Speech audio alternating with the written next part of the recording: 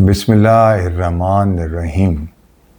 Iran ने US navy पे attack किया है कुवैत में, और ये कुवैत का जजीरा है जहाँ काफ़ी जहाज़, उनके तकरीबन 6 जहाज़ डबो दिए हैं, और लगता है इतनी 3 डूबे हैं और 3 में आग लग गई है, वो भी शायद डूब गए हैं। बहुत बुरी तरह अटैक किया है, और मेरा ख्याल है वो सोच रहा है कि इनके आने से पहले ही इनकी इतनी तबाही कर दी जाए कि ये जुर्रत ही ना कर सकें कि मेरे कारग जजीरे पे ये हमला आवर हों या वहाँ उतरें। वो पहले ही तबाही शुरू हो गई है।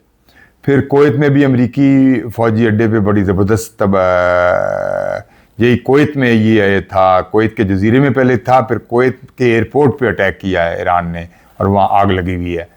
और ये बड़ा ख़तरनाक हमला था जिसमें बड़ी तादाद में अमेरिकी कमांडो मारे गए हैं, और ये बड़ा ज़बरदस्त अटैक था ईरान का। कुवैत के अस्पताल अमेरिकी फ़ौजियों से भर गए हैं, जिसमें कहते हैं कि काफ़ी अमेरिकी फ़ौजी मारे गए हैं, काफ़ी ज़ख्मी हैं जो कुवैत के अस्पतालों में हैं। तीसरा हमला सऊदी एयरबेस पे किया है, जहाँ बड़ा सख्त नुकसान हुआ है। ईरान समुद्रों में जो इंटरनेट केबल थी, ईरान आस्ता आस्ता उनको भी सोच रहा है कि मैं कट डाउन कर दूँ।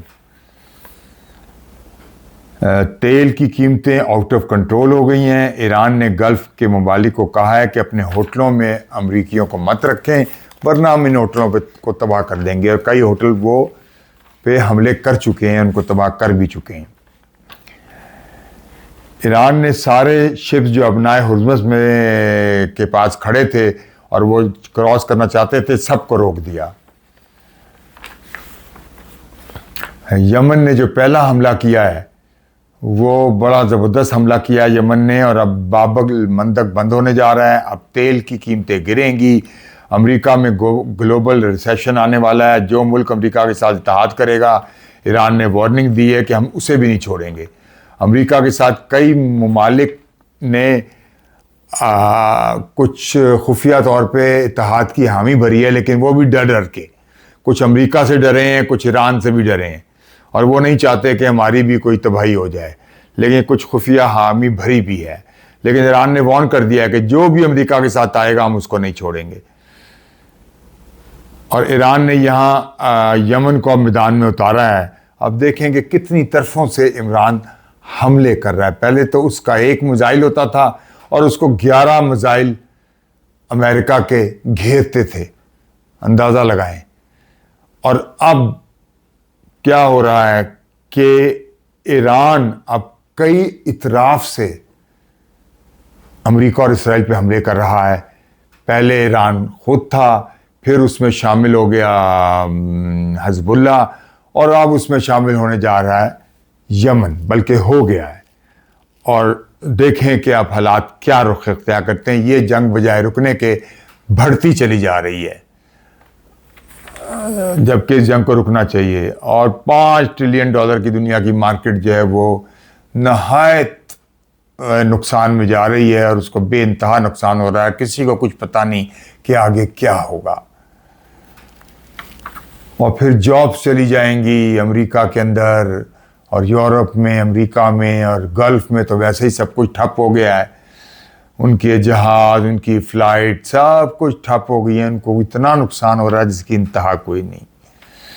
इसलिए लोग सड़कों पे आ गए हैं। लंदन में लोग सड़कों पे आ गए हैं। अमेरिका में तो तारीख़ नई लिखी जा रही है कि भाई 1 करोड़ लोग सड़कों पे आ गए हैं। और ये जंग लगती नहीं कि रुकेगी।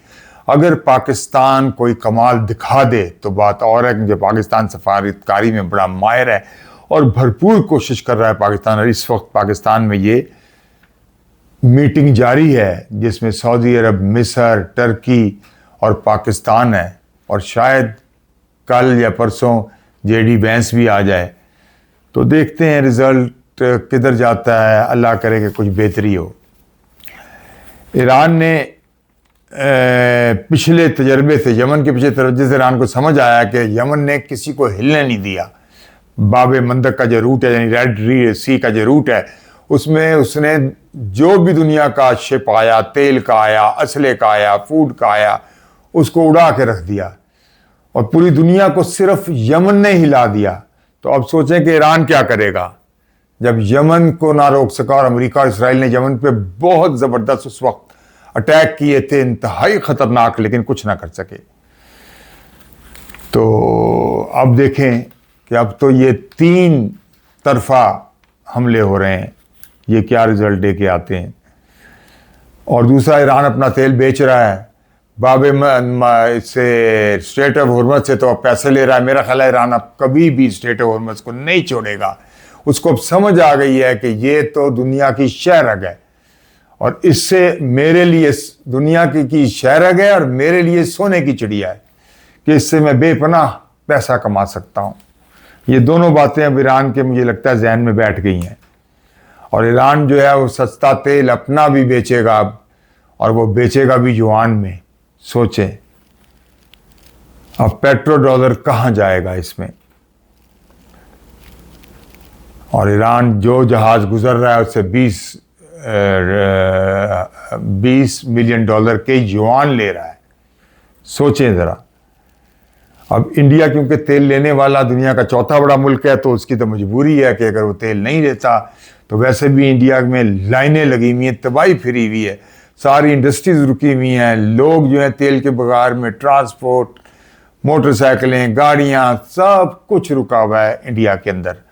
और वो मजबूर है 20 मिलियन डॉलर देने में। वो कभी 20 मिलियन डॉलर ईरान ले रहा है, कभी उसमें युआन में ले रहा है। तो वो तो सोने की चिड़िया बन गई है स्ट्रेट ऑफ हॉर्मज़। तो इसलिए भी अमेरिका चाह रहा है कि किसी ना किसी तरह स्ट्रेट ऑफ हॉर्मज़ को छुड़ाएं, जो मुझे नज़र नहीं आता कि अमेरिका छुड़ा पाएगा। क्योंकि अमेरिका अगर इतना ही पावरफुल होता तो अपने जहाज़ जो है स्ट्रेट ऑफ हॉर्मज़ किसी को कहने के बजाय, नेटो को या यूरोप को कहने के बजाय अपने जहाज़ लेके आता। तो वो नहीं आगे आ रहा, क्योंकि पहले 2 जहाज़ उसके नक्कारा हो चुके हैं, तो अब वो नहीं चाहता कि मज़ीद हमारे जहाज़ भी नक्कारा हो जाए। तो अब देखें कि ये जंग क्या रुख इख्तियार करती है। रोज़ कुछ ना कुछ नया होता जा रहा है।